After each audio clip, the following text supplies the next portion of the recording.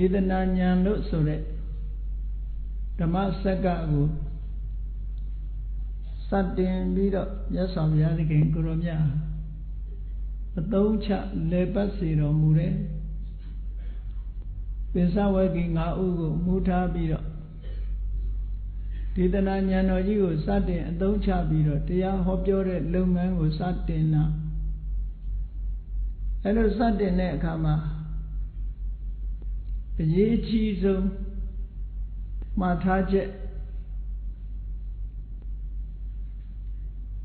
အရေးကြီးဆုံးမှားထားချက်ကို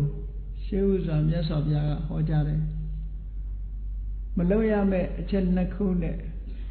ရှောက်လန်းရမယ့်လမ်းကြောင်းတို့ကိုရှေးဥစွာချမှတ်ပြီးခုခေတ်စကားနဲ့ပြောလို့ရှိရင်မြတ်စွာဘုရားက policy အသစ်ချမှတ်ပေးတယ်လို့ဒီလိုပြောလို့လည်းရတာပေါ့နော်ဘာသာရေးနဲ့ပတ်သက်လာလို့ရှိရင်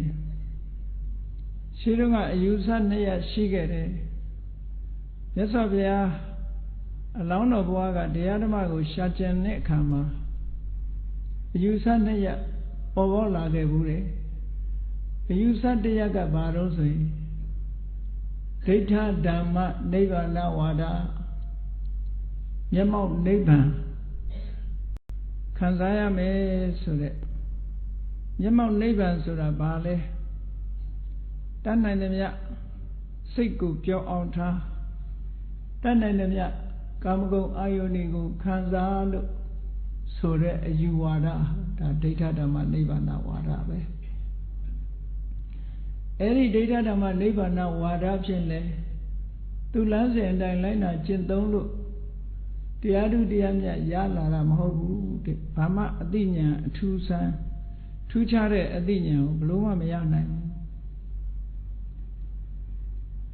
နောက်တစ်ခုကတော့ဇိမ်ခန်းနေလို့တော့ဘာမှမဖြစ်ဘူးအသိဉာဏ်တွေထွက်ပေါ်လာဖို့ရာအတွက်ခန္ဓာကိုယ်ကြီးကိုညှဉ်းပန်းနှိပ်စက်ပေးရမယ်သုဘောအိဋ္ဌာတို့ဣရိယာပုတ်တစ်မျိုးထဲမှာဆောင်းကြောင်ထိုင်ပြီးတော့နေတာတို့မြေကြီးပေါ်မှာဒီတိုင်းအိပ်နေတာတို့အမတန်ပူလာတဲ့ရာသီဥတုကြီးမှာကောင်းကင်ကနေမင်းကြီးမွန်းတက်နေတဲ့အချိန်လေးဘက်လေးတန်ကမီးပုံကြီးတွေဖိုလို့အလဲကောင်မှာသွားထိုင်နေတဲ့အကျင့်မျိုးတွေတို့ပင်စာတပလို့ခန္ဓာကိုယ်ကိုဒုက္ခရောက်အောင်ညှဉ်းပန်းနှိပ်စက်ခြင်းဖြင့်ခန္ဓာကိုယ်ရဲ့ကအသိဉာဏ်တွေထွက်လာလိမ့်မယ်လို့ယူဆကြတယ်ပေါ့အမတန်အေးမြတဲ့ဆောင်းရာသီကာလကြတော့လေတနေ့ကိုရေထဲမှာ3ချိန်ချိုးရေ3ချိန်ချိုးခြင်းဖြင့်ခန္ဓာကိုယ်ရဲ့စင်ကြယ်မှုတွေရလာပြီးတော့အသိဉာဏ်ဓုကြီးကိုရလာလိမ့်မယ်အမျိုးမျိုးပုံပုံမြတ်စွာဘုရားမပွင့်ခင်ကာလပွင့်ပြီးတဲ့နောက်ထီအောင်မှာပဲအဲ့ဒီလိုဘာသာရေးကျင့်စဉ်ကြီးနှစ်ခုဟာရာဇဂုနယ်မှာအမတန်မှခေတ်စားနေတယ်မဂရတိုင်းကြီးထဲမှာအလွန်ခေတ်စားနေအဲ့ဒီလမ်းစဉ်နှစ်ရက်နဲ့ဘာမှအသိဉာဏ်ပေါ်လာမှာမဟုတ်ဘူးဒါကြောင့်မို့ဒွေပိဘိက္ခွေအန္တာပပစ္စည်းတေနနသိဝိတ္တပါလူပေါင်းကခွာရှောင်ပြီးတော့တရားဓမ္မကိုရှားကြံမယ်ဆိုတဲ့ပုဂ္ဂိုလ်နှစ်ယောက်ဟာအဲ့ဒီကျင့်ကြံကြိုးကုပ်အထုံးမှုနှစ်မျိုးကိုလုံးဝမလုပ်ကြနဲ့လို့အနုယောဂနှစ်မျိုးအနုယောဂဆိုတာမပြတ်ကြိုးပမ်းအထုံးမှုကာမတုခံလိကနုယောဂကာမချမ်းသာခံစားမှုမှာမပြတ်အထုပ်တဲ့အကျင့်တစ်မျိုးအတ္တကိလမထာနုယောဂခန္ဓာကိုယ်ကြီးကိုပင်ပန်းအောင်နှိပ်စက်ပြီးတော့ကျင့်တဲ့ကျင့်ကြံကြိုးကုပ်အထုံးမှုမျိုးဆိုတဲ့ဒီအနုယောဂကျင့်စဉ်နှစ်မျိုးဟာမှားယွင်းတယ်ဘယ်လိုမှအသိဉာဏ်ဓုကိုရလာမှာမဟုတ်ဘူးမြတ်စွာဘုရားကတိတိလင်းလင်းဒွေမေဘိက္ခွေအန္တာပပစ္စည်းတေနနသိဝိတ္တပါတရားဓုတရားမြတ်ကိုရလို့တဲ့ပုဂ္ဂိုလ်တွေဟာဒီကျင့်စဉ်နှစ်ရပ်ကိုလုံးဝမလိုက်နဲ့လို့အဲ့လိုလုံးဝမလိုက်နဲ့လို့မိန့်ကြားပြီးတဲ့နောက်မှာ ဣတိခောဥဘောအန္တိအနုပကမ္မအဲ့ဒီကျင့်စဉ်2ရပ်အနုယောဂ2မျိုးကိုလုံးဝရှောင်ကွင်းပြီးတော့ဟိုဘက်လည်းမရောက်ဒီဘက်လည်းမရောက်ချမ်းသာခံစားတာလည်းမဟုတ်ဘူးဆင်းရဲခံစားတာလည်းမဟုတ်ဘူးချမ်းသာတာခံစားတဲ့နဲ့ချမ်းသာဆိုရင်ခံစားမယ်ဆင်းရဲခံတဲ့ရင်ခံရမယ်ဆိုတဲ့မစ္စည်းမပฏิပဒါအလယ်လန်းကိုရှောက်ခိုင်းတယ်အဲ့တော့အလယ်လန်းလို့ဆိုတာဟိုဘက်မရောက်ဒီဘက်မရောက်ဒီလိုလမ်းမျိုးကိုပြောတာမဟုတ်ဘူးဟိုဘက်မရောက်ဒီဘက်မရောက်လမ်းမျိုးမဟုတ်ဘူးအလယ်လန်းဆိုတာအဓိပ္ပာယ်ကတော့ချမ်းသာခံစားတဲ့ရင်ခံစားရမယ်တရားသဖြင့်ရလာတဲ့ဓမ္မဒုက္ခဆိုတာမစွန့်ပယ်ရဘူးဆင်းရဲခံတဲ့ရင်လည်းခံရမယ်ဆိုတဲ့ဟာချမ်းသာကိုယ်သာခံစားရမယ်ဆိုတဲ့ဝါဒဟာလည်းပဲတစ်ဖက်အစွန်းရောက်နေတယ်ဆင်းရဲခံရမယ်လို့ပြောတဲ့ဟာလည်းပဲတစ်ဖက်အစွန်းရောက်နေတယ်အဲ့ဒါလို့အစွန်းမရောက်ဘဲနဲ့မှန်ကန်တဲ့အလယ်လမ်းစဉ်တစ်ခုကိုဖြတ်မှတ်မစ္စည်းမပฏิပဒါကို middle way လို့ဒီလိုဘာသာပြန်ကြတယ်အခုကိနိုင်ငံရေး policy ပြောကြတာလို့ဂျာနေဝါဒဆိုတာ non align တယ်လို့ဟာမျိုးပြောတာမဟုတ်ဘူးเนาะမစ္စည်းမပฏิပဒါဆိုတာအလယ်လန်းဟာမှန်ကန်တဲ့လမ်းစဉ်တရားကိုမြတ်စွာဘုရားကချမှတ်ပြီးတော့ပြောတာဟိုဘက်မပါဒီဘက်မပါဂျားမှာဝင်းထိုင်နေတယ်ဆိုတချို့ကလည်းထင်တယ်နော်စီယိုကိုတက်ထိုင်နေတဲ့လမ်းမစ္စည်းမပฏิပဒါလမ်းလို့ဒီလိုထင်တယ်ဟိုဘက်လည်းမရောက်ဒီဘက်လည်းမရောက်အဲ့ဒါမျိုးကိုပြောတာမဟုတ်ဘူးအစွန်းရောက်ပြီးတော့တစ်ဖက်သက်သွားတဲ့ဝါဒမျိုးမလုံးဝဘူးလို့ဆိုလို့ခုကာမတုက္ခဏိကနုယောဂဆိုတဲ့လမ်းကချမ်းသာပဲခံစားရမယ်ခန္ဓာကိုယ်အပင်မခံနဲ့ဆိုတာဒါတစ်ခုနော်အတ္တကိလမထာနုယောဂလမ်းစဉ်ကဒုက္ခပဲခံရမယ်ချမ်းသာလုံးဝမခံရဘူးဆိုတာလမ်းစဉ်တစ်ခုအဲ့ဒီလမ်းစဉ်နှစ်ခုလုံးဟာတစ်ဖက်သက်ကြနေလို့မြတ်စွာဘုရားကအေးချမ်းသာဒုက္ခဆိုတာခံစားတဲ့ခံစားလိုက်တဲ့ချမ်းသာဒုက္ခရှိတယ်ဥပမာမဲ့ဇန်ချမ်းသာတွေပါလေဆိုခံစားတဲ့နေပေါ့အဲ့ဒီခံစားတဲ့ခံစားလိုက်တဲ့ချမ်းသာဒုက္ခအသိဉာဏ်ဖွင့်ပြဖို့အတွက်အများကြီးထောက်ကူဖြစ်တယ်အဓိကကတော့အသိဉာဏ်ရဖို့ပဲဆင်းရဲဒုက္ခခံရမယ့်လမ်းစဉ်ဆင်းရဲဒုက္ခဆိုတာလေခံသိရင်ခံရတယ်မခံသိမဲနဲ့တော့မခံနိုင်အဲ့ဒါလို့အကျိုးရှိမယ်ဆိုလို့ရှိရင်ပင်ပင်ပန်းပန်းကြိုးပမ်းအထောက်မှုဆိုတဲ့ဆင်းရဲဒုက္ခမျိုးတော့ခံရမှာပေါ့မှန်ပါဗျာအယိုးကြည်ကြည်အေးခမ်းခမ်းကြိုးပမ်းအထောက်မှုဆိုတဲ့လုံလဝီရိယမျိုးဟာခန္ဓာကိုယ်ဆင်းရဲမှုတော့ရှိတာပေါ့တရားကိုကြားရှိထိုင်လို့ရှိရင်ပင်ပန်းဆင်းရဲမှုဆိုတာရှိတာပဲအဲ့ဒီလိုပင်ပန်းဆင်းရဲမှုမျိုးကတော့အသိဉာဏ်ရရှိဖို့အတွက်အများကြီးထောက်ကူဖြစ်လို့အဲ့ဒီဆင်းရဲဒုက္ခမျိုးတော့ခံရမယ်လို့ဒီလိုပြောတာเนาะအဲ့ဒါကိုမစ္စည်းမပฏิပဒါ middle way ဆိုတာအဲ့ဒါပြောတာတစ်ဖက်သက်ကြီးပြောတဲ့စကားမဟုတ်ဘူးတိတိကျကျအလယ်လန်းကမှန်ကန်တဲ့လမ်းစဉ်ကိုရွေးချယ်ပြီးတော့အထောက်ရမယ်လို့မြတ်စွာဘုရားဒီလိုဟောလို့တာအဲ့ဒီမစ္စည်းမပฏิပဒါဆိုတာဘာလဲမစ္စည်းမပฏิပဒါဆိုတာဘယ်လိုအထူးတွေအကျိုးကျေးဇူးတွေရှိလို့လဲလို့ဆိုတော့ယံခောတာဘိက္ခဝေမစ္စည်းမဣတိခောဥဘောအန္တေနုပကမ္မမစ္စည်းမပฏิပဒါတထာဂတေနအဘိတံဗုဒ္ဓဒီလမ်းစဉ်ဟာမြတ်စွာဘုရားကိုယ်တိုင်ထိုးထွင်းသိမြင်ခဲ့တဲ့လမ်းစဉ်တစ်ခုပဲဘုရားကိုယ်တိုင်လျှောက်လမ်းပြီးမှသူများလျှောက်ဖို့လမ်းညွှန်တာဒါမို့တထာဂတေနအဘိတံဗုဒ္ဓငါဘုရားကိုယ်တိုင်ထိုးထွင်းသိမြင်ထားတဲ့လမ်းနဲ့အဲ့ဒီလမ်းရဲ့အကျိုးကျေးဇူးတွေကဘာလို့ဆိုရင်သက္ခုကရဏီညာနာကရဏီဒီလမ်းကြောင်းကလျှောက်ပြီးဒီကျင့်စဉ်ကိုကျင့်မယ်ဆိုလို့ရှိရင် မျက်စိအမြင်ကိုထုတ်လုပ်ပေးလိမ့်မယ်ညာနာကရဏီအသိဉာဏ်တွေကိုဖွံ့ဖြိုးလာစေလိမ့်မယ်အဓိကကအဲ့ဒါခုနကလမ်းစဉ်2ရပ်ကိုခုနကအနုယောဂအကျင့်2မျိုးကိုကျင့်ခြင်းဖြင့်အမြင်စက္ခုကိုလည်းပဲဖြစ်စေနိုင်မှာမဟုတ်ဘူးအသိဉာဏ်ကိုလည်းပဲဖြစ်စေနိုင်တာမဟုတ်ဘူးဟောမစ္စည်းမပฏิပဒါဆိုတဲ့ဒီလမ်းစဉ်ကိုကျင့်မယ်ဆိုရင်တော့စက္ခုကရဏီအမြင်တစ်မျိုးရလာမယ်တဲ့ပဂတိမျက်စိနဲ့မတူတဲ့မှန်မှန်ကန်ကန်မြင်နိုင်တဲ့ဓမ္မမျက်စိတစ်ခုရလာနိုင်တယ်လို့ဒီလိုပြောတာဉာဏကရဏီအသိဉာဏ်တွေကိုလည်းပဲဟောဒီကျင့်စဉ်ကနေပြီးတော့ဖြစ်ပေါ်လာစေမယ်ဒါတွေမကဘူးအဲ့ဒီအသိဉာဏ်တွေပေါ်လာပြီးတဲ့နောက်ဘလို့အကျိုးကျေးဇူးတွေရတော့ဆိုဥပသမယစိတ်ရပူပန်မှုတွေအားလုံးဟာလည်းငြိမ်းသွားလိမ့်မယ်ဟောတရားကျင့်တဲ့အတွက်ကြောင့်ခုနကကိလေသာအာယုံကာမဂုဏ်တွေခံစားပြီးကာမတုခလိကနိယောဂအကျင့်ကိုလိုက်ပြီးတော့ကာမဂုဏ်အာယုန်တွေကိုခံစားနိုင်မယ်ဆိုလို့ရှိရင်စိတ်ဟာငြိမ်းချမ်းမှုရမှာမဟုတ်ဘူးခဏတစ်ပြုတ်လေးပြောသလိုလိုဖြစ်ပြီးတဲ့နောက်မှာပူပန်မှုတွေနဲ့ပဲသွားတယ်သူကစိတ်ငြိမ်းချမ်းမှုကိုမပေးနိုင်အခုကျင့်စဉ်ကတော့အဲ့လိုမဟုတ်ဘူးတဲ့ဥပသမစိတ်ဟာငြိမ်းအေးသွားလိမ့်မယ်ဘာဖြစ်လို့ငြိမ်းအေးသွားတာတော့ဆိုစိတ်ထဲမှာပူလောင်စေတတ်တဲ့လောဘတွေဒေါသတွေမောဟတွေမာမာနတွေအိတ်တမစ္စရိယဆိုတဲ့ဒီကိလေသာအပူတွေမရှိတော့တဲ့အတွက်ကြောင့်စိတ်ဟာလုံးဝငြိမ်းသွားတယ်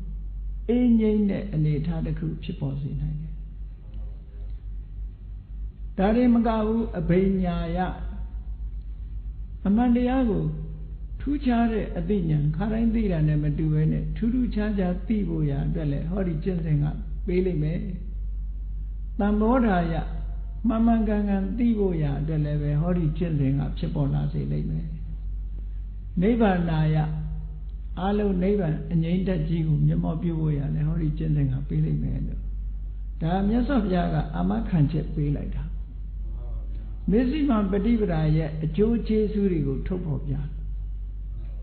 လောကလူတွေကအလုံးလုံးတယ်ဆိုလို့ရှိရင်အကျိုးကျေးဇူးရှိမှလုပ်ချင်တာဒီမစ္စည်းမပฏิပဒါဆိုတဲ့အကျင့်ကိုကျင့်လို့ဘလို့အကျိုးတွေရမှာမို့လဲလို့မေးစရာရှိလို့မြတ်စွာဘုရားဒီအကျိုးတွေရလိမ့်မယ်မစ္စည်းမပฏิပဒါအကျင့်ကိုကျင့်ခြင်းဖြင့်အမြင်မျက်စိတွေဒီအကျင့်ကဖြစ်ပေါ်လာစေလိမ့်မယ်အသိဉာဏ်တွေဖြစ်ပေါ်လာစေလိမ့်မယ်စိတ်ဓာတ်တွေကိုငြိမ်းအေးသွားစေလိမ့်မယ်ထူးခြားတဲ့ဉာဏ်အမြင်မှန်ကန်တဲ့ဉာဏ်အမြင်ကြီးတွေဖြစ်စေုံမျှမကနိဗ္ဗာန်ကိုပဲတကယ်ငြိမ်းချမ်းတဲ့နိဗ္ဗာန်ကိုပဲမျက်မှောက်ပြုနိုင်တယ်လို့ဒီလိုမစ္စည်းမပฏิပဒါရဲ့အကျိုးကျေးဇူးတွေကိုမြတ်စွာဘုရားကထုတ်ဖော်ပြီးတော့ဟောကြားတယ်ဒီမစ္စည်းမပฏิပဒါဆိုတာဘုရားမပွင့်ခင်ကရှေ့မှာပေါ်ခဲ့တာမရှိဘူးပေါ့ဒီလမ်းကြောင်းကိုဘယ်သူမှမလျှောက်ခဲ့ဘူးအစွန်းရောက်တဲ့လမ်းကြောင်းတွေကပဲလျှောက်သွားနေကြတယ်အဲ့ဒီ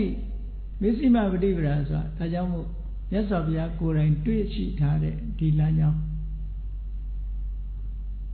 အယံခောတာဘိက္ခွေမစ္စည်းမပฏิပဒါကတမသတာဘိက္ခွေမစ္စည်းမပฏิပဒါတထာဂတိနအဘိဓမ္ဗုဒ္ဓအဲ့ဒီလိုအကျိုးကျေးဇူးတွေနဲ့ပြည့်စုံတဲ့မစ္စည်းမပฏิပဒါဆိုတဲ့ဒီအကျင့်ဟာပါလေ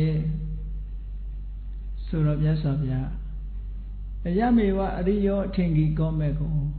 တခြားမဟုတ်ဘူးတဲ့အယမေဝအထင်ကြီးကောမဲ့ကောအရေးချင်းသဘာဝတရား၈မျိုးနဲ့ဖွဲ့စည်းထားတဲ့အမတမမြင့်မြတ်တဲ့မဂ္ဂင်၈ပါးကျင့်တရားပဲလို့ဆိုပြီးတော့မစ္စည်းမပฏิပဒါဆိုတာတခြားမဟုတ်ဘူးသေယထိတံသမ္မာဒိဋ္ဌိသမ္မာသင်္ကပ္ပောသမ္မာဝါစာသမ္မာကမ္မန္တောသမ္မာအာဇီဝောသမ္မာဝါယာမောသမ္မာတတိသမ္မာသမာဓိလို့မစ္စည်းမပฏิပဒါကိုမြတ်စွာဘုရားကမဂ္ဂင်၈ပါးလို့ဒီ၈ခုနဲ့ ဖွဲ့စည်းထားတယ်ဟောဒီရှိခုကိုတစ်ခုစီအသေးစိတ်လိုက်ကြည့်လို့ရှင်ကြည့်နံပါတ်1မြတ်စွာဘုရားကသမ္မာဒိဋ္ဌိမှန်မှန်ကန်ကန်မြင်ရမယ်အမြင်မှန်ရှိရမယ်ဒါဘာပြောတာတော့ဆိုသမ္မာဒိဋ္ဌိဆိုလို့ဆိုလိုက်တဲ့ဖြင့်ဒါဝိပဿနာကျင့်စဉ်တရားကိုမြတ်စွာဘုရားထုတ်ဖော်ပေးတာအချင်းချုပ်အားဖြင့်သမ္မာဒိဋ္ဌိမှန်မှန်ကန်ကန်မြင်တယ်ဆိုတာဘာလဲ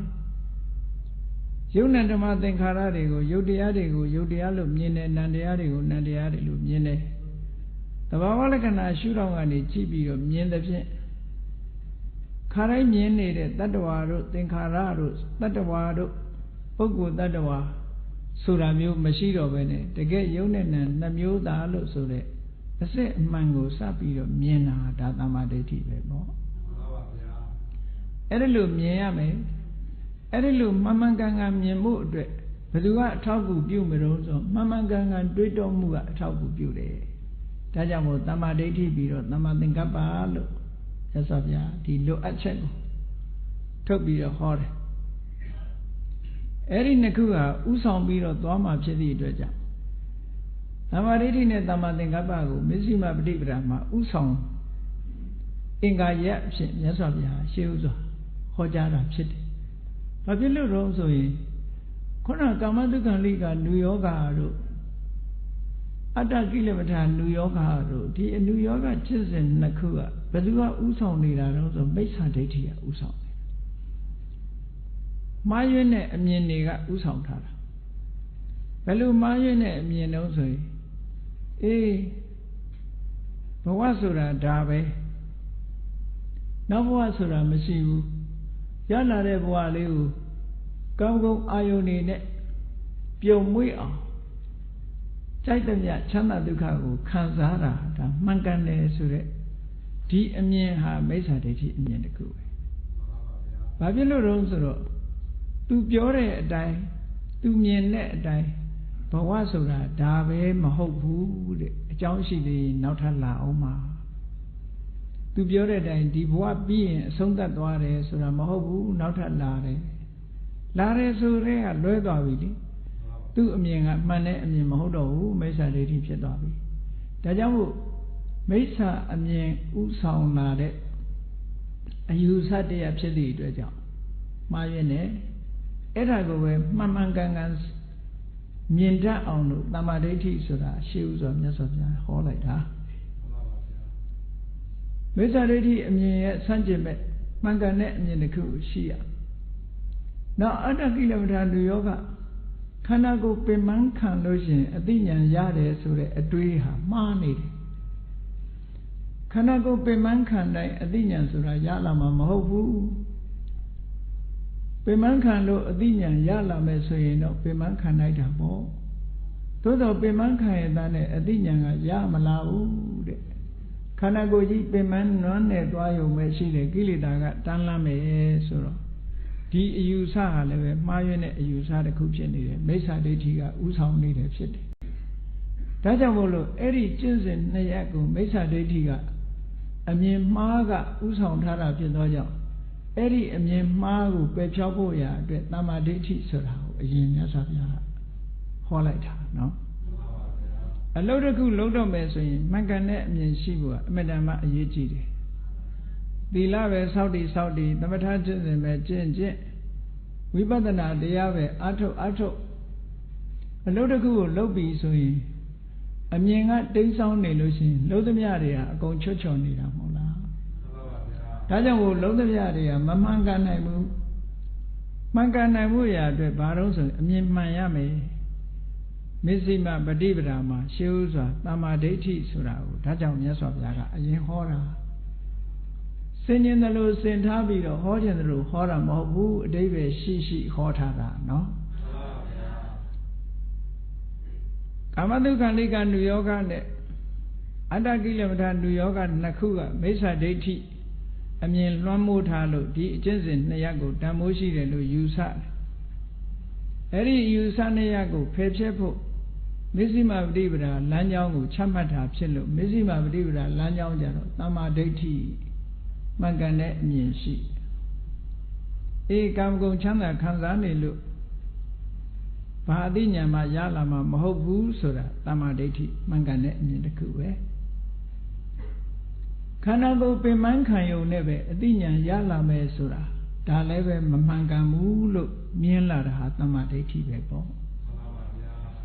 အဲ့ဒီတမ္မာဒိဋ္ဌိဥဆောင်ဖို့ရအတွက်မေဇိမပฏิပဒါမှာတမ္မာဒိဋ္ဌိဆိုတာကိုရှင်းစွာဟောတယ်ဒါတော့တမ္မာဒိဋ္ဌိတစ်ခုတည်းအလုံးလုံးမလားလို့ဆိုမဟုတ်ဘူးအလုံးဟာစုပေါင်းပြီးတော့အလုံးလုံးရတာတဘာဝတရားတွေကစုပေါင်းပြီးတော့အလုံးလုံးတာ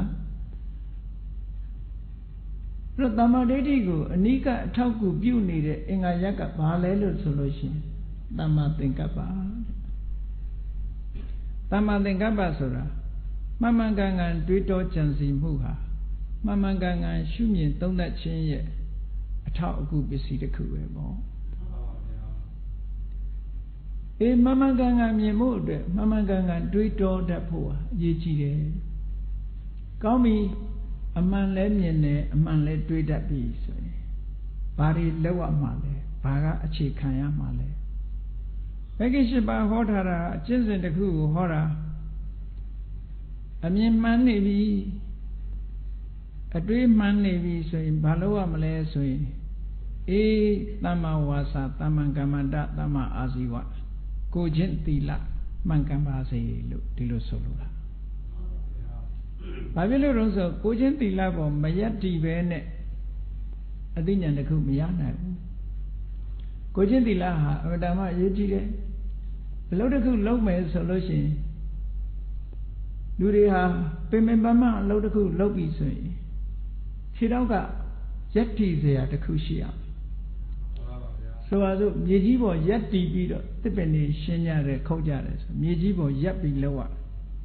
ရရက်เสียနေရာရှိရမယ် ground ရှိရမယ်လို့ဆိုလို့အဲ့ဒါလိုပဲထူးခြားတဲ့အသိဉာဏ်တစ်ခုရဖို့ရအတွက်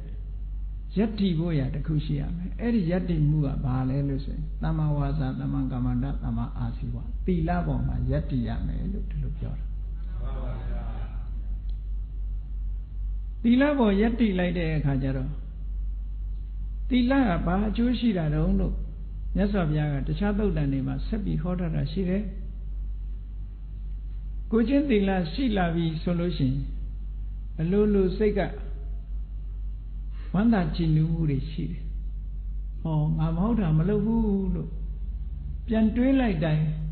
အဝိပ္ပတိတာရတဲ့။နောင်နပူပန္နာတို့မဖြစ်ဘူး။စိတ်ထဲမှာပြန်တွေးလိုက်တိုင်းဝမ်းနည်းเสียဆိုတာမပေါ်ဘူး။ကိုချင်းကောင်းတဲ့သီလကိုအကြောင်းပြုပြီးတော့ဝမ်းနည်းเสียဆိုတာဘာတစ်ခုမှမရှိဘူးနော်။ကိုချင်းတရားကောင်းမှုကိုကြည့်ရင်ဝမ်းသာစရာတွေကြည့်ပဲအဲ့ဒီဝမ်းသာမှုကိုအကြောင်းပြုပြီးတော့ဝမ်းမြောက်ခြင်းဆိုတဲ့ပမောဇ္ဇဖြစ်လာဝမ်းမြောက်မှုကိုအကြောင်းပြုတဲ့အခါကျတော့ပိဋိဆိုတဲ့စိတ်ထဲမှာကျေနပ်လာတာဖြစ်လာပိဋိဖြစ်လာလို့ရှိရင်ခန္ဓာကိုယ်ရောစိတ်ရောငြိမ်းချမ်းလာတဲ့ပတ္တတိဖြစ်လာခန္ဓာကိုယ်ရောစိတ်ရောငြိမ်းချမ်းလာပြီဆိုရင်ဒုက္ခချမ်းသာတယ်ဆိုတာဝင်လာဒုက္ခချမ်းသာမှုရလာတာနဲ့တပြိုင်နက်တမာတိစိတ်ကလေးဟာငြိမ်းလာတယ်ဆိုတော့သီလကဒီလိုအကျိုးပြုတာဒါကြောင့်မို့မဲခင်၈ပါးမှာအမှန်မြင်အမှန်တွေးတတ်ပြီးတဲ့ဟာပေါ်မှာအခြေခံပြီးတော့အခြေခံလောက်ရမှာကိုချင်းသီလပဲနှုတ်ကိုစောင့်စည်းတယ်သမ္မာဝါစာကိုမှုကိုစောင့်စည်းတယ်သမ္မာကမ္မန္တမှန်ကန်တဲ့အသက်မွေးမှုနဲ့အသက်မွေးဝမ်းကြောင်းပြုတယ်သမ္မာအာဇီဝစိတ်ဓာတ်ကိုကြည်နူးစေတဲ့သီလအကျင့်တရားပေါ်မှာအခြေခံရမယ်လို့ဒီလိုပြောတာအဲ့ဒါလို့အခြေခံပြီးတဲ့အခါမှာကျုပ်ပံအထုတ်ပါကျုပ်ပံအထုတ်မှုကသမ္မာဝါယာမကျုပ်ပံအထုတ်တဲ့အခါမှာလှုပ်တိုင်းတတိထားရမှာကသမ္မာတတိတတိထားပြီးတော့စိတ်ကလေးငြိမ်အောင်ဖြစ်စေတာကသမ္မာသမာဓိလို့အဲ့ဒါလို့မဂ္ဂင်၈ပါးကိုအလုံးပေါင်းစည်းပြီးတော့အလုံးလို့ဖို့ရအတွက်မြတ်စွာဘုရားကမေဇိမပฏิပဒါဆိုတာ ဒီအင်္ဂါ၈ရပ်နဲ့ဖွဲ့စည်းပြီးတော့ပေးထားတာဟောတာကမစ္စည်းမပฏิပဒါပဲအဲ့တော့မစ္စည်းမပฏิပဒါဆိုတာတခြားပြောတာမဟုတ်ဘူးလက်တွေ့ကျင့်သုံးရဖို့တစ်ဖက်ကနေပြောမယ်ဆိုလို့ရှိရင်မစ္စည်းမပฏิပဒါဆိုတာသမထကျင့်စဉ်နဲ့ဝိပဿနာကျင့်စဉ်ကိုအချင်းချုပ်ပြောပြတာပဲချင်းချုပ်ဟောလိုက်တာဘယ်လိုချင်းချုပ်ဟောတာတုံးလို့ဆိုရမယ်ဆိုရင်ကြည့်နာမသမာဓိဆိုတာကိုကြည့်ရင်မြတ်စွာဘုရားက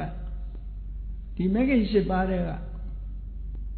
တစ်ခုစီတစ်ခုစီရဲ့အသေးစိတ်ကိုရှင်းပြတဲ့သုတ်တန်တွေရှိတယ်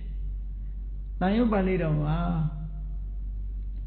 မက္ခတန်ရုပ်မှာဝိဘံကသုတ်ဆိုတာရှိတယ်။အဲ့ဒီဝိဘံကသုတ်မှာနာမသမာဓိဆိုတာဘာလဲလို့မေးခွန်းထုတ်ပြီးတော့မြတ်စွာဘုရားကရှင်းပြတယ်။နာမသမာဓိဆိုတာတဲ့ကာမဂုဏ်အာယုန်တွေကစိတ်ကိုလွတ်ထွက်သွားအောင်အကုသိုလ်အတွေးတွေကစိတ်ကိုလွတ်ထွက်သွားအောင်မှန်ကန်တဲ့အာယုန်လေးတစ်ခုပေါ်မှာကြံစီခြင်းစိတ်ကူးခြင်းနှစ်သက်မှုပီတိဖြစ်ခြင်းချမ်းသာခြင်းတည်ငြိမ်ခြင်းဆိုတဲ့သဘာဝတရား၅ခုနဲ့ယက်တည်ပြီးတော့နေတဲ့အဆင့်ဟာဒါပထမဇန်အဆင့်လို့ခေါ်တယ်အဲ့ဒီပထမဇန်အဆင့်ဟာဝိဝေကစပိတိဒုက္ခကာမဂုဏ်အာယုန်အကုသိုလ်တွေကိုဖယ်ရှားလိုက်လို့ရလာတဲ့နှစ်သက်ကျေနပ်မှုချမ်းသာမှုအဲ့ဒါလေးကိုဝိဝေကစပိတိဒုက္ခဝိဝေကဆိုတာကာမဂုဏ်အာယုန်တွေကိုစွန့်ခွာလိုက်တယ်အကုသိုလ်တွေအလုံးကိုဖယ်ရှားပြလိုက်တယ်အကုသိုလ်တွေကာမဂုဏ်အာယုန်တွေကနေပြီးတော့လွတ်ထွက်သွားတာကိုဝိဝေကလို့ခေါ်တယ်။ဇာဆိုတာအဲ့ဒီလွတ်ထွက်သွားခြင်းကြောင့်ဖြစ်ပေါ်လာတဲ့ပိတိဒုက္ခနှစ်သက်ကျေနပ်မှုနဲ့ချမ်းသာမှုတဲ့။အဲ့ဒီချမ်းသာမှုလေးဟာသမာဓိစွမ်းအားနဲ့ရလာတဲ့ချမ်းသာမှုလေးဖြစ်တဲ့အတွက်ကြောင့်သမ္မာသမာဓိပဲတဲ့ဒါ။ဒါကဘာပြောတာတုံးဆိုသမထကျင့်စဉ်ကအဆင့်မြင့်တဲ့သမာဓိစွမ်းအားတစ်ခုကိုပြောပြ။ရှင်ကုဋ္ဌညအမှုပြုတဲ့ပိဿဝဂီတွေကိုမြတ်စွာဘုရားကသမထကျင့်စဉ်ကိုဒီသမ္မာသမာဓိနဲ့ဟောပြောနေတာနော်တပည့်စကြာထဲမှာတော့မဂ္ဂင်၈ပါးကိုအကျဉ်းချုပ်ရည်တွက်ထားတာပါတာတကယ်ဟောနေတဲ့အချိန်မှာသမ္မာသမာဓိဆိုတာဘာလဲဆိုတာကိုရှင်းပြောနေတာထို့သုတ်တန်တွေကိုကြည့်မယ်ဆိုရင်ဘုရားဟာသိစိတ်ရှင်းပြောနေတာအဲ့ဒါလို့ရှင်းပြောနေတာကိုနားထောင်ရင်းပဲဉာဏ်ထက်တဲ့ပုဂ္ဂိုလ်တွေကတရားရဲ့နောက်ကနေလိုက်ပြီးတော့ apply လုပ်သွားတာကျင့်သွားတာဒါကြောင့်မို့တရားနာရင်ထူးခြားတဲ့အသိဉာဏ်တွေကိုရအာယုံစိုက်ပြီးတော့နာတာကိုအာယုံစိုက်ပြီးတော့နာသည့်အတွက်ကြောင့်ကိလေသာတွေကလွတ်လပ်သွားတယ်ကာမဂုဏ်အာယုန်တွေကလွတ်လပ်သွားတယ်ဆိုကြတဲ့ကစိတ်ကလေးကိုအဲ့ဒီဘက်ဥလှည့်ပေးလိုက်တဲ့အခါကျတကယ်လည်းလွတ်လပ်သွားတဲ့အနေအထားမျိုးရောက်သွားတယ်ပေါ့အဲ့ဒီဝိဝေကစပိတိဒုက္ခဆိုတဲ့အဆင့်ကိုရလာပြီဒါဟာသမ္မာသမာဓိတစ်ခုပဲအဲ့ဒီနောက်မှာဉာဏ်စီမှုတွေးတောမှုဆိုတာတွေဟာတမာရီကိုအနှောက်အယှက်ပေးသည့်အတွက်ကြောင့်အဲ့ဒီနှစ်ခုကိုဖယ်ရှားလိုက်တဲ့အခါမှာဝမ်းသာခြင်းချမ်းသာခြင်းတည်ငြိမ်ခြင်းဆိုတဲ့သဘာဝ၃ခုနဲ့ယက်တည်လာတဲ့အခါကျတော့ဒုတိယဇန်အဆင့်လို့ခေါ်တယ်အဲ့ဒီဒုတိယဇန်အဆင့်မှာလည်းပဲပီတိဟာစိတ်ကိုအနှောက်အယှက်ပေးတာဖြစ်သောကြောင့်ထိုပီတိကိုဖယ်ရှားပစ်လိုက်လို့ရှိရင်ဒုက္ခနဲ့သမာဓိဒီနှစ်ခုနဲ့ယက်တည်နေတယ်တခါဒုက္ခချမ်းသာခံစားမှုကလည်းပဲစိတ်သမာဓိကိုအနှောက်အယှက်ပေးတယ်ဆိုပြီးတော့ချမ်းသာမှုခံစားတဲ့ဝေဒနာဒုက္ခဝေဒနာကိုဖယ်ရှားလိုက်တဲ့အခါဒုက္ခဝေဒနာအစားဥပိ္ပခဝေဒနာဆိုတာဝင်လာတယ်ဥပိ္ပခဝေဒနာနဲ့သမာဓိကြတော့သမာဓိကိုနှောက်ယှက်တာတခုမှမရှိတော့ဘူးတဲ့အမတန်မှအဆင့်မြင့်တဲ့သမာဓိရသွားပြီ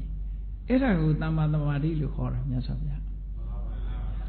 အဲ့တော့မဂ္ဂင်၈ပါးဟောလိုက်သမ္မာသမာဓိလို့ပြောပြီးသမ္မာသမာဓိရဲ့အဓိပ္ပာယ်တွေကိုမြတ်စွာဘုရားရှင်းပြတာဟာသမထကျင့်စဉ်တစ်ခုရဲ့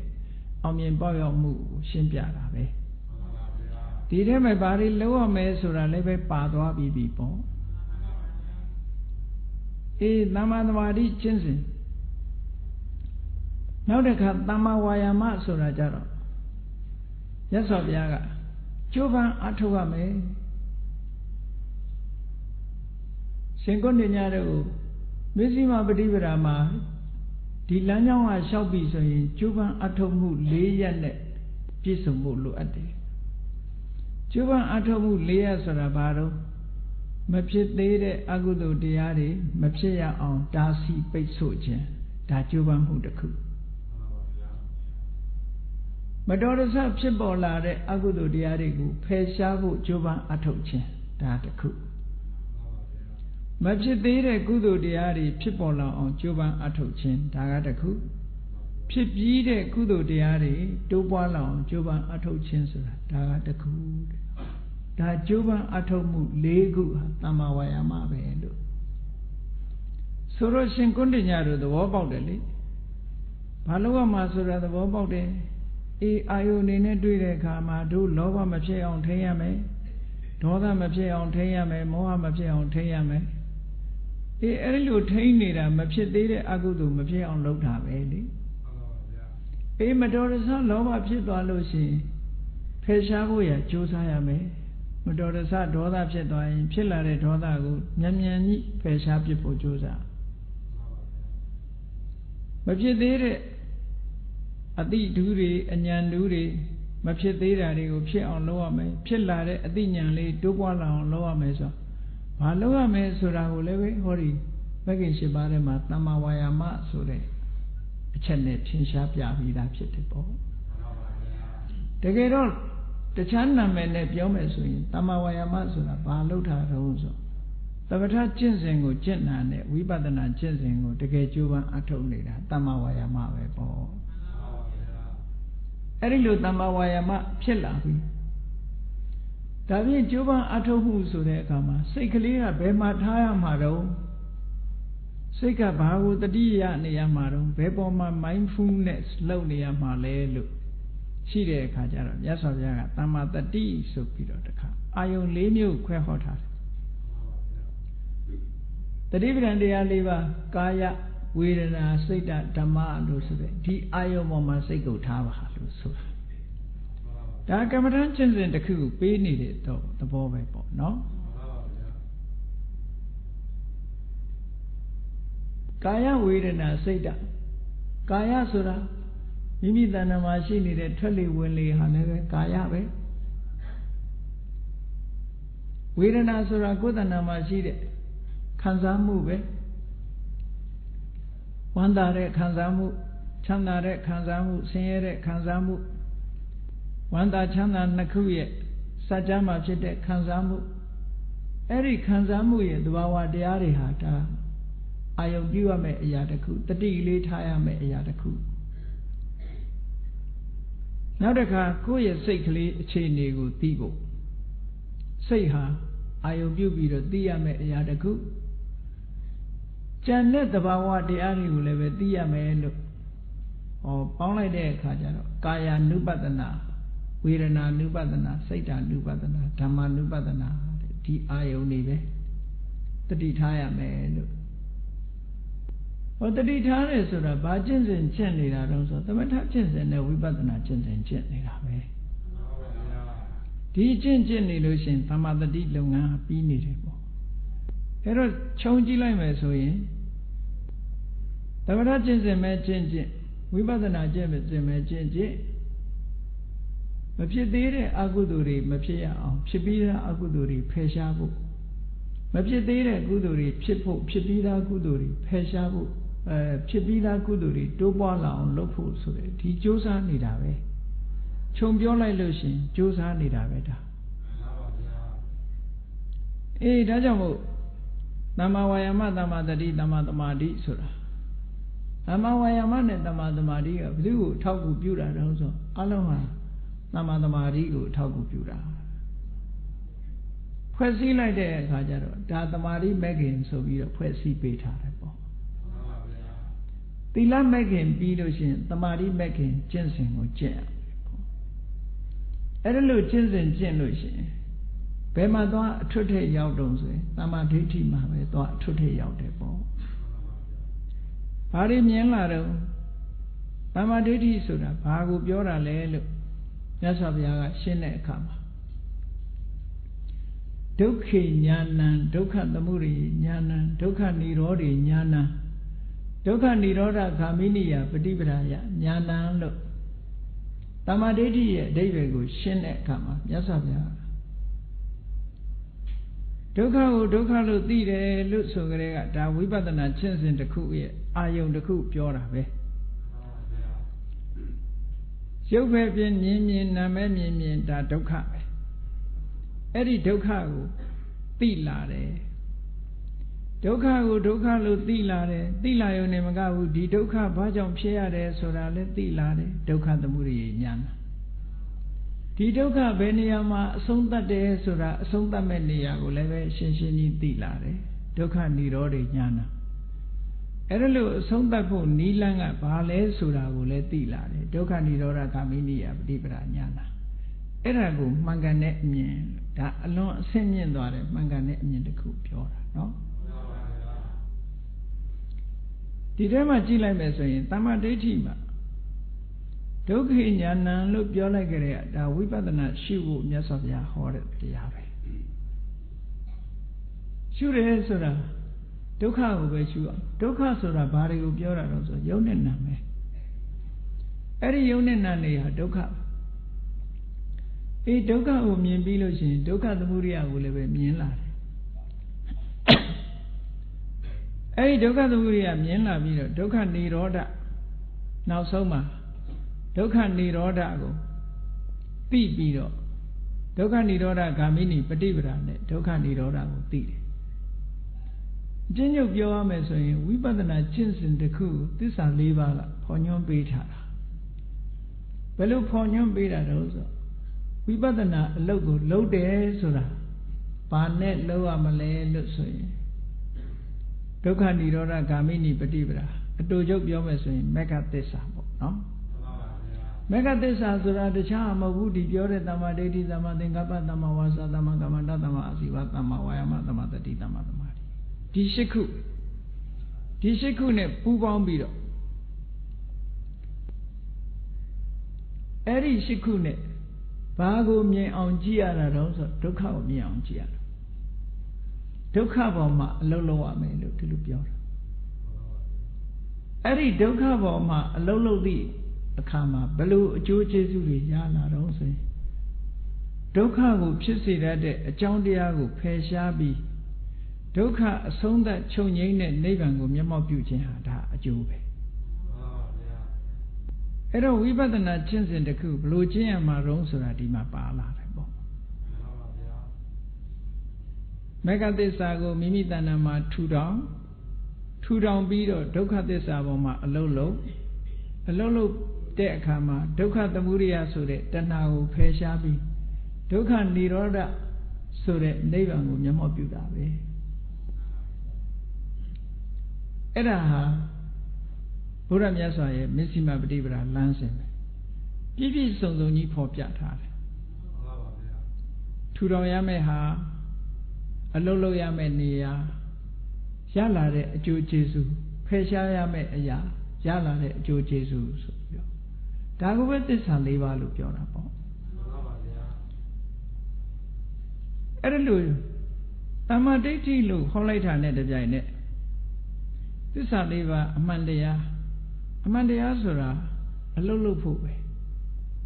အဲ့ဒီအလုံးလုံးလို့ရရှိလာတဲ့အသိဉာဏ်အဲ့ဒီအသိဉာဏ်ကိုဆိုလိုတယ်အဲ့တော့တမ္မာဒိဋ္ဌိကိုချက်ပြီးတော့ကြည့်မယ်ဆိုရင်ပရိစ္ဆေသမုပ္ပါဒ်နဲ့ပြောမယ်ဆိုရင်တမ္မာဒိဋ္ဌိကဘာတွေမြင်တာတော့ဆိုရင်ဆိုပါစို့အဝိဇ္ဇာကိုလည်းမြင်တယ်အဝိဇ္ဇာဖြစ်ကြောင်းတရားကိုလည်းမြင်တယ်အဝိဇ္ဇာချုပ်တဲ့နေရာကိုလည်းမြင်တယ်အဝိဇ္ဇာချုပ်ရာချုပ်ကြောင်းအကျင့်ကိုလည်းမြင်တယ်အဲ့ဒီသစ္စာ၄ပါးပဲသင်္ခါရနဲ့ပတ်သက်ပြီးတော့လေဒီ၄ချက်ကိုပဲမြင်တာသင်္ခါရဆိုတာဘာလို့သိတယ်အဲ့ဒီသင်္ခါရတွေဘာကြောင့်ဖြစ်တယ်ဆိုတဲ့သမုဒယကိုလည်းသိတယ်အဲ့ဒီသင်္ခါရတွေဘယ်မှာချုပ်တယ်ဆိုတဲ့និရောဓကိုလည်းသိတယ် အဲ့ဒီလိုချုပ်ချင်းတို့ရောက်စေတတ်တဲ့အကျင့်လို့ဆိုတဲ့မက္ခကိုလည်းသိတယ်ဟောပရိစ္ဆေသမုပ္ပါအင်္ဂါ12ရပ်စလုံးကိုသစ္စာ၄ပါးရှုထောင့်ကနေအကုန်သိသွားတာဝိညာဉ်ဆိုတာကိုသိတယ်ဝိညာဉ်ဖြစ်ကြောင်းတရားကိုသိတယ်ဝိညာဉ်ချုပ်ရာကိုသိတယ်ဝိညာဉ်ချုပ်ကြောင်းအကျင့်ပฏิပဒါကိုသိတယ်၄ချက်ရှင်းရှင်းကြီးမြင်သွားတယ်သမာဓိဒါဘာပြောတာတုံးဆိုဝိပဿနာကျင့်စဉ်တစ်ခုကျင့်ကြုတ်ဖော်ထုတ်တာမြတ်စွာဘုရားဘာဖြစ်လို့တုံးဆိုရှင်ကွန်းတင်ညာတို့ဆိုတာကခဏပဲပွင့်တော့မဲ့ရေပေါ်မှာပေါ်တက်ပြီးတော့ရင့်နေတဲ့ကြာဘူးကြီးတွေနဲ့တူတယ်ပေါ့နည်းနည်းလေးပြောလိုက်တာနဲ့သဘောပေါက်သွားမယ်ပုဂ္ဂိုလ်တွေကိုရတမဒိဋ္ဌိဆိုတာဒုက္ခသမုဒယဒုက္ခនិရောဓဒုက္ခនិရောဓဂာမိနိပฏิပဒါဒီလေးချက်ကိုသိတာတမ္မာဒိဋ္ဌိလို့ပြောလိုက်တဲ့ဖြင့်ဝိပဿနာကျင့်စဉ်တစ်ခုကျင့်တတ်သွားတယ်ကျင့်နည်းတစ်ခုရသွားတယ်ဟောဒီလိုဆိုလိုတာနော်အဲ့ဒါကြောင့်မို့လို့မဇ္ဈိမပฏิပဒါဆိုတဲ့ဒီမဂ္ဂင်၈ပါးလမ်းကြောင်းကနေရှောက်လိုက်လို့ရှိရင်စက္ခုကရဏီအမြင်မျက်စိတွေဖြစ်ပေါ်လာတယ်ညာနာကရဏီအသိဉာဏ်ဓုတွေဖြစ်ပေါ်လာတယ်ဥပဒမစိတ်တွေငြိမ်းအေးလာတယ်အဘိညာထူးသောဉာဏ်ဖြင့်သိလာတယ်သံဘောဓမှန်မှန်ကန်ကန်သိလာတယ်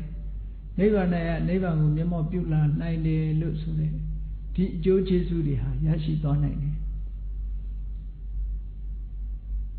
အဲ့တော့မြတ်စွာဘုရားကဒီမဇ္ဈိမပฏิပဒါလမ်းစဉ်နဲ့ငါကိုယ်တိုင်ကျင့်ခဲ့လို့ဒီအဆင့်တွေကိုရောက်လာတယ်အနုယောဂ2ပါးကိုဖယ်ရှားပြီးဟောဒီမဇ္ဈိမပฏิပဒါလမ်းကြောင်းကကျင့်လို့ရှိရင်လမ်းကြောင်းကသွားလို့ရှိရင်ထူးခြားတဲ့အသိဉာဏ်တွေရလာလိမ့်မယ်လို့ရှင်ကွန်းတင်ညအမှုပြုတဲ့ပိဿဝဂီတွေကိုဒီလိုရှင်းပြတာနော်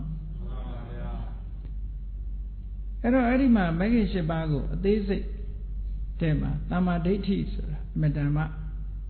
အရေးကြီးတာဖြစ်သောကြောင့်ရှေ့ကနေပြီးတော့ဟောထားတယ်။သမ္မာသင်္ကပ္ပမှန်မှန်ကန်ကန်တွေးတယ်ဆိုတာဘာလို့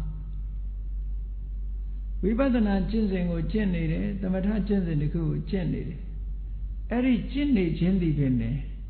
နိက္ခမ္မသင်္ကပ္ပမှန်မှန်ကန်ကန်တွေးနေတဲ့အတွေ့တစ်ခုပဲပေါ့။ရုပ်ကိုရုပ်လို့တွေးတဲ့နာမ်ကိုနာမ်လို့တွေးတာမှန်ကန်တဲ့အတွေ့တစ်ခုပဲနိက္ခမ္မသင်္ကပ္ပထဲမှာပါတယ်ပေါ့။လောဘနဲ့တွေးတဲ့အတွေးမဟုတ်ဘူး။နောက်ဒေါသနဲ့တွေးတဲ့အတွေးမျိုးမရှိဘူး။ညှင်းဆဲလို့တဲ့အတွေးနဲ့အတွေးမျိုးလည်းမရှိဘူးဆိုတော့သမ္မာသင်္ကပ္ပမှန်မှန်ကန်ကန်တွေးတယ်ဆိုတာတရားကျင့်နေတဲ့ပုဂ္ဂိုလ်ရဲ့ယုံနာနမသင်္ခါရအပေါ်မှာရှုမြင်သုံးသပ်ပြီးတွေးနေတဲ့အတွေးဒီမှန်ကန်တဲ့အတွေးပဲ။မှန်ကန်တဲ့အတွေးနဲ့စိတ်ကိုအာယုံပေါ်မှာတင်ပေးနေခြင်းဖြင့်အသိဉာဏ်ဖြစ်ပေါ်ဖို့ရအတွက်များစွာအထောက်အကူပြုနေတယ်လို့ဒီလိုဆိုလို့တယ်။အဲ့ဒါလိုအထောက်အကူပြုဖို့ကိုချင်းသီလကိုအခြေခံပြီးတော့ကြိုးပမ်းအထောက်ကြရမယ်တဲ့။ကြိုးပမ်းအထောက်ကြတဲ့အခါမှာစိတ်ကတတိရှိဖို့ရကတော့ကာယဝေဒနာစိတ်ဓမ္မလို့ဆိုတယ်။ဒီအာယုံပေါ်မှာတတိရှိနေယုံနာပေါ်မှာတတိရှိနေတယ်ဆိုလို့ရှိရင်ယုတ်တရားပေါ်မှာတတိရှိနေတယ်ဆိုရင်ဒါဓမ္မနုပဒနာကိုအာယုံပြုနေတဲ့သဘောပဲပေါ့ဝေဒနာကိုတတိရှိနေတယ်ဆိုရင်ဝေဒနာနုပဒနာကိုအာယုံပြုနေတဲ့သဘောပေါ့စိတ်ကိုအာယုံပြုနေတယ်ဆိုလို့ရှိရင်စိတ်တ ानु ပဒနာပဲပေါ့အဲ့ဒါလို့သဘာဝတရားတစ်ခုခုအာယုံပြုနေတာဟာကာယ ानु ပဒနာဝေဒနာ ानु ပဒနာစိတ် ानु ပဒနာဓမ္မ ानु ပဒနာလို့ဆိုတယ်ဒီရှုမှတ်ဖွယ်ရအာယုံ၄မျိုးကလွဲပြီးတော့တတိထားเสียဘာမှမရှိဘူးအဲ့ဒါလို့ရှုခြင်းဖြင့်သမထကျင့်စဉ်ရကျင့်လိုက်လို့တည်ငြိမ်လာတဲ့တမာတိစွမ်းအားကိုအသုံးချလိုက်တဲ့အခါအသုံးချပြီးတော့ပညာအဆင့်ကိုမြင့်တင်လိုက်တဲ့အခါမှာအမှန်တရားတွေကိုရှင်းရှင်းလင်းလင်းကြီးသိသွားတယ်လို့ဒီလိုဆိုလိုတာအဲ့ဒါမဇ္ဈိမပฏิပဒါအကျင့်ပဲအဲ့တော့ဓမ္မစကြာကိုတာမန်အပြင်ကြည့်ပဲဆိုလို့ချင်းသမထကျင့်နည်းကလည်းမပါဘူးဝိပဿနာကျင့်နည်းကလည်းမပါဘူးရှင်ကွန်းတင်ညာတို့ဘယ်လိုလုပ်ပြီးတော့ မဲ့ဖို့ရသွားတာတော့လို့တွေးမိကောင်းတွေးမိကြလိမ့်မယ်မဟုတ်ဘူးအလွန်ဉာဏ်ထက်တဲ့ပုဂ္ဂိုလ်တွေဟာတမ္မာဒိဋ္ဌိလို့ပြောလိုက်တာနဲ့တပြိုင်နက်တမ္မာဒိဋ္ဌိဆိုတာဒုက္ခကိုသိတာဒုက္ခသမုဒယကိုသိတာဒုက္ခនិရောဓကိုသိတာဒုက္ခនិရောဓဂามိနိပฏิပဒါကိုသိတာဟောအကျင့်ကိုလည်းသိတယ်ထိုအကျင့်ဖြင့်ရှုမှတ်ရမယ့်ဟာကိုလည်းသိတယ်ဖယ်ရှားရမယ့်အရာကိုလည်းသိတယ်မျက်မှောက်ပြုရမယ့်အရာကိုလည်းသိတယ်ဆိုသူသိမှုကပြည့်စုံသွားပြီလေနောက်ထပ်ဘာမှမလိုတော့ဘူးဒါကြောင့်မို့လို့မစ္စည်းမပฏิပဒါလို့ဆိုတဲ့အထဲမှာသမထကျင့်စဉ်ရောဝိပဿနာကျင့်စဉ်ရောမြတ်စွာဘုရားလမ်းညွှန်ပြီးတော့ဟောပေးလိုက်တဲ့တရားပဲဖြစ်တယ်ပေါ့ခြုံငုံပြီးတော့ပြောမယ်ဆိုရင်ကိုရောမြတ်ကိုယ်တိုင်ကျင့်လာတာအာနာပါနကမ္မထာကိုအာယုံပြုတယ်ဆိုပါစို့အာနာပါနကိုအာယုံပြုပြီးတော့တမာတိရလာတယ်ဒါသမ္မာတမာတိကိုထူထောင်တာသမထကျင့်စဉ်အဲ့ဒီတမာတိရလာပြီးတဲ့အခါမှာထိုဇာမှာရှိတဲ့သဘာဝတရားတွေကိုရှုမှတ်ဆင်ခြင်လိုက်တာကြတော့တမ္မာဒိဋ္ဌိရှုမှတ်ဆင်ခြင်မှုကိုစိတ်ကနေပြီးတော့တင်ပေးနေတာကတမ္မာသင်္ကပ္ပအဲ့ဒီရှုမှတ်ဆင်ခြင်မှုတွေတိုးပွားလာအောင်ကြိုးစားနေတာကတမ္မာဝါယာမထိုရှုမှတ်ဆင်ခြင်မှုနဲ့စိတ်ကလေးနဲ့ကြွားမတော့အောင်ထိမ့်ပေးနေတာကတမ္မာသမာဓိဆိုဟောဒီ၅ခုနဲ့အလုံးလုံးသွားတာပဲဒါကြောင့်မို့ကာရပကမက္ခင်တရားထုတ်နေတဲ့အချိန်မှာတမ္မာဒိဋ္ဌိရဲ့တမ္မာသင်္ကပ္ပတမ္မာဝါယာမတမ္မာတတိတမ္မာသမာဓိဆိုတဲ့ဒီ၅ခုနဲ့အလုံးလုံးပြီးတော့တရားကျင့်သွားကြတာအဲ့ဒီ၅ခုဟာတရားထုတ်နေတဲ့အချိန်မှာစွမ်းဆောင်မှုပေးနေကြတယ်လို့ဒီလိုဆိုလို့ရတယ်ဘယ်တရားပဲကျင့်မှန်ကန်တဲ့လမ်းစဉ်နဲ့ကျင့်လို့ရှိရင်ဒီ၅ခုနဲ့သွားနေတာပဲပေါ့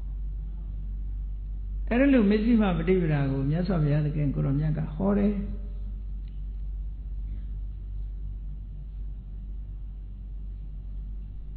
မစ္စည်းမပฏิပဒါသာသနာတော်မှာမှန်ကန်တဲ့အကျင့်ဆိုတာဒီအကျင့်ပဲလို့ဆိုပြီးတော့ဒီမှန်ကန်သောအကျင့်ကိုကျင့်ဖို့ရအတွက်မှန်ကန်တဲ့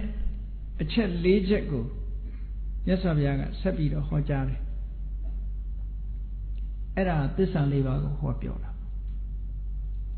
အဲ့တော့ဓမ္မစကြာမှာဓမ္မစကြာသစ္စာဒေသနာလို့ဆိုတဲ့အတိုင်းအမှန်တရား၄ချက်ကို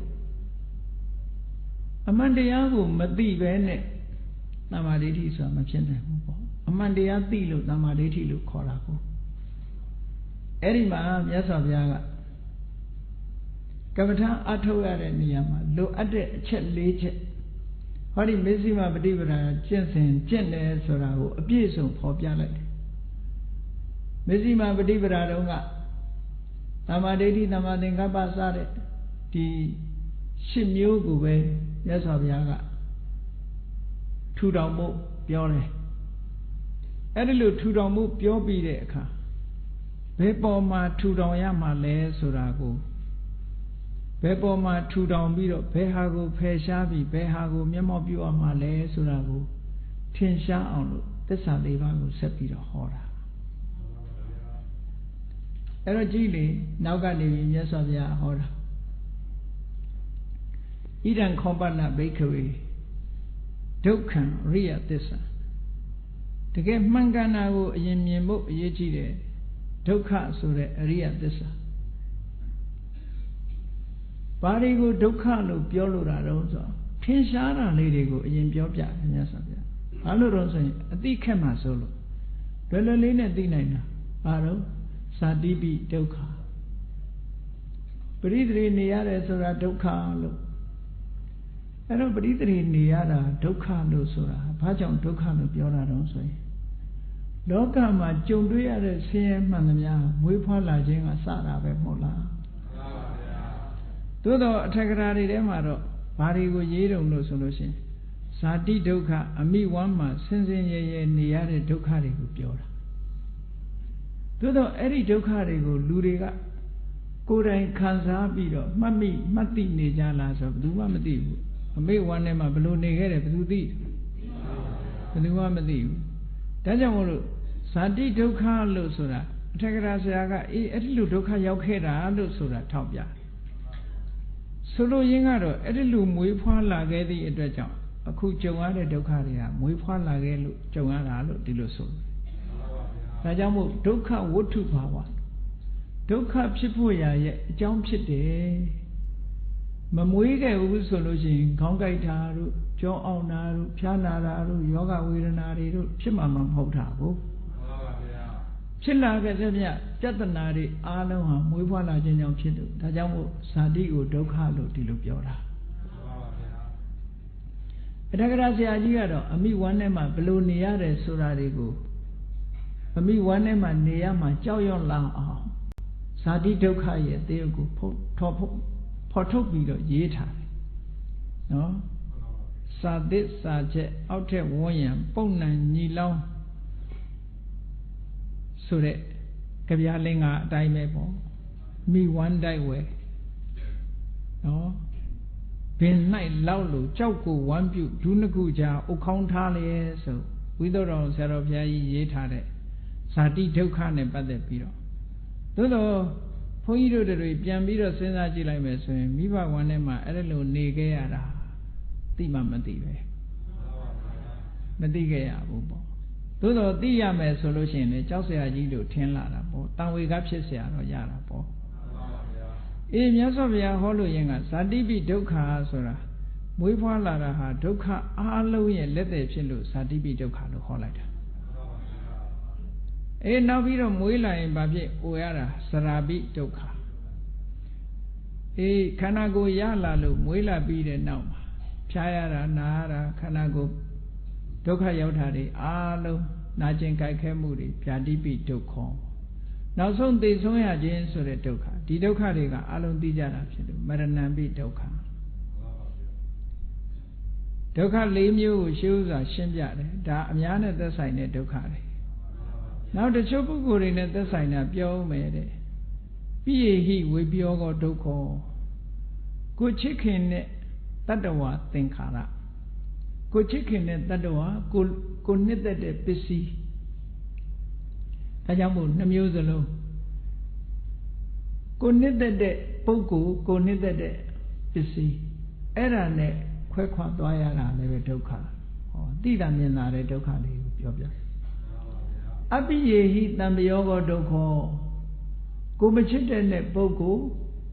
ကိုမနှစ်သက်တဲ့ပစ္စည်းဝတ္ထုအသုံးပြုနေရတယ်အပိယေဟိတံပယောကောဒုက္ခဟုတ်ကဲ့လားနွေရသည်အလွန်ပူအိုက်အဲအကောင်းကလည်းမရှိနော်ဆိုပါစို့အမှန်တန်ပူအိုက်နေတဲ့ထဲမှာပူအိုက်မှုဆိုတဲ့ဒီယန္တိဥရုကြီးနဲ့ပေါင်းသင်းဆက်ဆံနေရတာဘယ်လောက်ဒုက္ခရောက်လဲပေါ့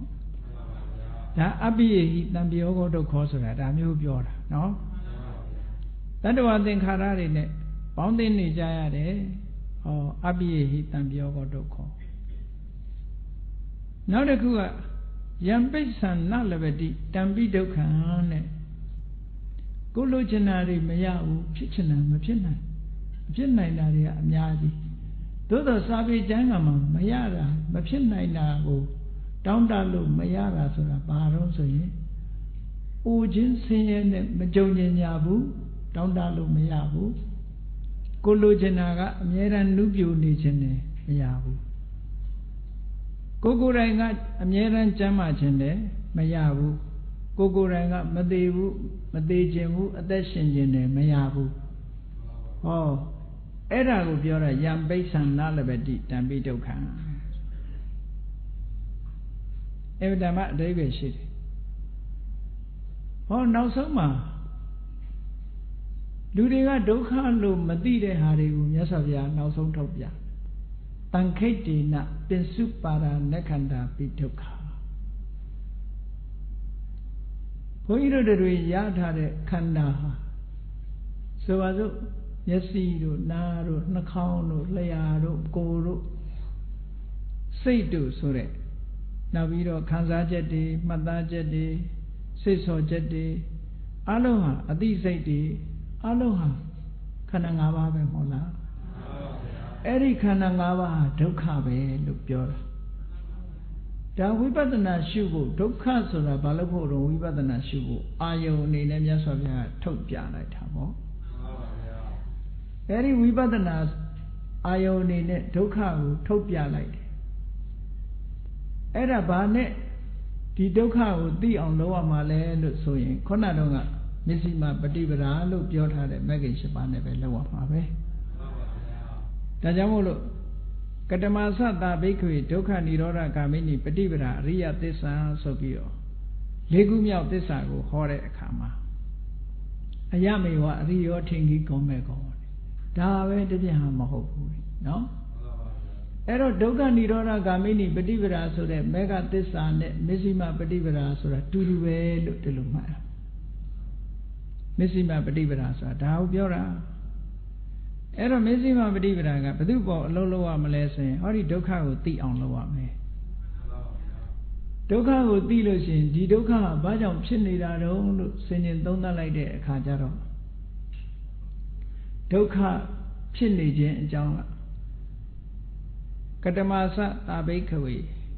ဒုက္ခသမုဒယောကတမသတံဘိက္ခဝေဒုက္ခသမုဒယောအရိယသစ္စာ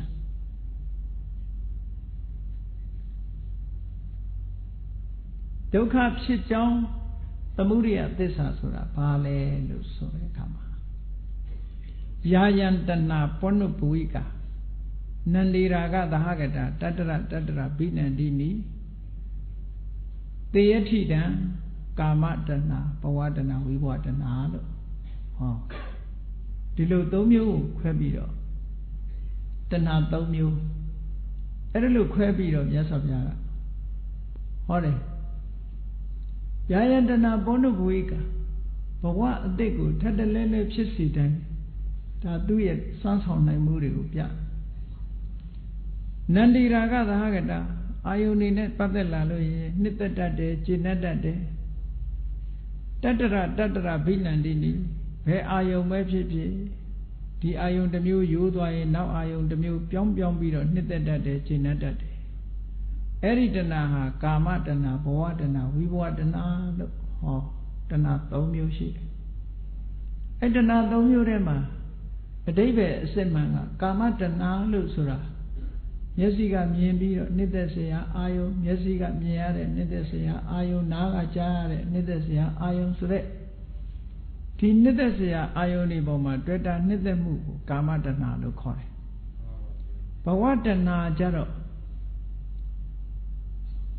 မှားယွင်းတဲ့တတ္တဒိဋ္ဌိအတွေးနဲ့အဲ့ဒီအာယုန်တွေပေါ်မှာရှုမြင်သုံးသပ်ပြီးတွေ့တာတဲ့တဏှာကိုဘဝတဏှာလို့ခေါ်တယ်ဝိဘဝတဏှာဆိုတာကြတော့သိလို့ရှိရင်ဘာမှမဖြစ်ဘူးလို့အလုံးဟာပြတ်သွားတာပဲလို့ယူဆတဲ့ဥစ္စေတာဒိဋ္ဌိနဲ့တွဲလာတဲ့ဟာကြတော့ဝိဘဝတဏှာဝိဘဝဆိုတာဘဝကင်းပြတ်သွားတယ်ဆိုတဲ့အဓိပ္ပာယ်ကိုပြောတာသို့သောစာအုပ်တုပ်ထဲမှာရေးထားတဲ့ဝိဘဝတဏှာဆိုတဲ့နေရာမှာဝိဘဝဆိုတာတခြားနေရာမှာစည်းစိမ်ကိုလည်းဝိဘဝတရားကဟောတာရှိတယ်ပေါ့စည်းစိမ်ကိုဟောတာကြည့်ပြီးတော့ဝိဘဝတဏှာဆိုတာစည်းစိမ်တွေကိုတွေ့တာတဲ့တဏှာလို့ဒီလိုသူ့အတွေးနဲ့သူ့ဘာသူဟုတ်လားဖျားမဟုတ်ဘဲနဲ့ဖျားလုပ်ပြီးတော့ရေးထားတာရှိသေးတယ်နော်ဖျားသုံးတဲ့စကားဟာဖျားဟောတဲ့အတိုင်းပဲမှတ်ရမှာပေါ့အဲ့ဒါလို့ဆိုရင်ဖျားတဲ့တတ်သွားတဲ့ပုံအဓိပ္ပာယ်မရောက်ဘူးလားဗမာလိုရေးထားတဲ့စာအုပ်တုပ်ထဲမှာဝိဘဝတဏှာဆိုတာစည်းစိမ်ဥစ္စာတွေပေါ်မှာတတ်မဲ့တယ်အဲ့ဒီစည်းစိမ်ဥစ္စာတွေပေါ်မှာတတ်မဲ့တဲ့တဏှာဆိုတာကာမတဏှာထဲမှာပါသွားပြီပဲအဲ့ဒါကိုအတတ်လုပ်ပြီးတော့ဝိဘဝတဏှာဆိုတာဥစ္စေရာဒိဋ္ဌိနဲ့တွဲတဲ့တဏှာဆိုတာမဟုတ်ဘူးဆိုတဲ့အဓိပ္ပာယ်မျိုးနဲ့ရေးကြတာတွေရှိသေးတယ်နော်အဲ့ဒီစာအုပ်မျိုးတော့မဖတ်ထိုက်ဘူးပေါ့မှန်ကန်မှုလည်းမရှိဘူးအဲ့တော့တကယ်အစစ်မှန်ကကာမတဏှာဘဝတဏှာဝိဘဝတဏှာဘဝတဏှာဆိုတာဘဝမှာအစဉ်သာဝရမြဲနေခြင်းနဲ့ဘဝအဆက်မပြတ်ခြင်းမှုဆိုတဲ့တတ္တအယူဆနဲ့တွဲနေတဲ့တဏှာမျိုးဝိဘဝတဏှာဆိုတာဒီဘဝပြီးရင်ပြတ်သွားတယ်လို့ယူဆတဲ့ဥစ္စေရာဒိဋ္ဌိနဲ့ရှင်တဲ့တဏှာမျိုးဒီလိုဆိုလိုတယ်ဒါကအမှန်ကန်အဓိပ္ပာယ်ပေါ့နော်စ ဒုက္ခဖြစ်ကြောင်းတရားဆိုတာဒီတဏှာပဲလို့သိလာတယ်အဲ့ဒီမှာတခါဒုက္ခនិရောဓဒုက္ခချုပ်ငြိမ်းသွားတယ်ဆိုတာဘာလဲလို့ဆိုတော့ဒီမှာဒုက္ခချုပ်ငြိမ်းတယ်လို့ပြောပြီးတော့မြတ်စွာဘုရားကဖွင့်ဆိုတဲ့အခါဘယ်လိုဆိုတော့ဆိုရင်ယောတတ္တယေဝတဏှာယအတိတဝိရာဂនិရောဓောသာဂောပฏิနိဒေကောမုတ်တိအနာလယောလို့ဒီလိုဖွင့်ဆိုတယ်အဲ့ဒီတဏှာကိုလုံးဝစွန့်ပယ်နိုင်လိုက်တာအရာဒီဒုက္ခនិရောဓပဲလို့ဒါကဘာဖြစ်လို့ဒီလိုပြောလဲဒုက္ခនិရောဓဆိုတာဒုက္ခကိုချုပ်တယ်ဆိုတဲ့နေရာမှာဒုက္ခရဲ့ချုပ်ခြင်းလို့မပြောဘဲနဲ့တဏှာရဲ့ချုပ်ခြင်းလို့မြတ်စွာဘုရားဟောထားတယ်တကယ်တော့ဒုက္ခនិရောဓဆိုတဲ့စကားလုံးကဒုက္ခချုပ်ခြင်းဆိုတဲ့အဓိပ္ပာယ်ပဲရတယ်ဒါပေမဲ့အဓိပ္ပာယ်ရှင်းတဲ့အခါမှာတဏှာရဲ့ချုပ်ခြင်းဆိုတာနဲ့ရှင်းတယ်ဘာဖြစ်လို့ဒီလိုရှင်းတယ်လို့ဆိုတော့အကြောင်းမချုပ်ဘဲနဲ့အကျိုးကဘယ်တော့မှမရဘူးတဲ့ဒါကြောင့်မို့လို့အကြောင်းကိုပယ်တတ်မှအကျိုးရတယ်ဆိုတဲ့အဓိပ္ပာယ်ကိုထင်ရှားအောင်လို့မြတ်စွာဘုရားကတဏှာချုပ်မှဒုက္ခချုပ်တာတဲ့ဒါကြောင့်မို့ဒုက္ခនិရောဓကိုရှင်းပြတဲ့အခါမှာတဏှာရဲ့ချုပ်ခြင်းလို့ဒီလိုရှင်းပြတယ်ပေါ့အဲ့ဒါတွေအတွက်သိမြင်လာအောင်ဘာလုပ်ရမလဲဆိုလို့ရှိရင်ဒုက္ခនិရောဓဂ ामि နိပฏิပဒါအဲ့ဒီဒုက္ခនិရောဓဆိုတဲ့အဆင့်ကိုရောက်အောင်ကျင့်ရမယ်အကျင့်ကတော့ဟောဒီမစ္စည်းမပฏิပဒါအကျင့်မှာပဲလို့ဟောသစ္စာ၄ပါးဆိုတာလေသေချာကြည့်လိုက်တဲ့အခါကျတော့ဝိပဿနာကျင့်စဉ်တစ်ခုကိုလမ်းစဉ်ချပြထားတာပဲဒါကြောင့်မို့လို့ဓမ္မစကြာတရားတော်မှာအလုတ်သဘောဘာတွေပါနေတယ်ဆိုတော့ကြည့်သမ္မာသမာဓိကိုကြည့်လိုက်လို့ရှိရင်သမထကျင့်စဉ်တစ်ခုမြတ်စွာဘုရားကသမထထူထောင်နည်းကိုခေါ်ထားတယ်သမ္မာဒိဋ္ဌိကိုကြည့်လိုက်မယ်ဆိုလို့ရှိရင်ဝိပဿနာကျင့်စဉ်ဝိပဿနာရဲ့အာယုံဝိပဿနာအာယုံကိုဒုက္ခနဲ့ပြထားတယ်ဒုက္ခနဲ့ပြပြီးတော့ message ပေါ်လာတဲ့အခါကျအလုံးလုံးရမယ့်သဘာဝတရားကြတော့မေဃသစ္စာပေါ့မေဃသစ္စာနဲ့ဒုက္ခသစ္စာပေါ်မှာအလုံးလုံးတယ်အလုံးလုံးလိုက်တဲ့အခါကျတော့ဒုက္ခသမုဒယဆိုတဲ့တဏှာကိုဖယ်လိုက်နိုင်တယ်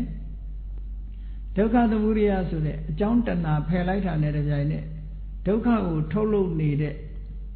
သမုဒယငြိမ့်သွားတာနဲ့တပြိုင်နက်ဒုက္ခလည်းပဲငြိမ့်သွားတယ်ဆိုတဲ့និရောဓကိုစိုက်ထိသွားတာပဲပေါ့ဒါကြောင့်မို့လို့တရားချစ်ခင်သူတော်စင်ပြိဿပေါင်းတို့ဒီဘုရားမြတ်စွာကသစ္စာဒေသနာဓမ္မစကြာတရားတော်ကြီးကိုရှင်ကုဏ္ဏညအမှုပြုတဲ့ပိဿဝဂီ9ဦးတို့ကိုအသေးစိတ်ရှင်းလင်းဟောကြားပြီးတော့နေတာဟာသမထကျင့်စဉ်ဝိပဿနာကျင့်စဉ်ကိုအကျဉ်းချုပ်အားဖြင့်ဟောပြောနေခြင်းသာဖြစ်တယ်။ဒါကြောင့်မို့ဒီကျင့်စဉ်တွေကိုကျင့်ကြံကြိုးကုပ်အားထုတ်ခြင်းဖြင့်သာလေမှန်ကန်တဲ့အသိဉာဏ်တွေကိုရရှိနိုင်ပြီးနောက်ဆုံးနိဗ္ဗာန်ကိုမျက်မှောက်ပြုနိုင်တယ်လို့ယုံကြည်ကြပြီးတော့သမထကျင့်စဉ်ဝိပဿနာကျင့်စဉ်ဘုရားမြတ်စွာဟောကြားတဲ့မစ္စည်းမပฏิပဒါလမ်းစဉ်အတိုင်းကျင့်ကြံကြိုးကုပ်အားထုတ်နိုင်ကြပါစေကုန်သတည်း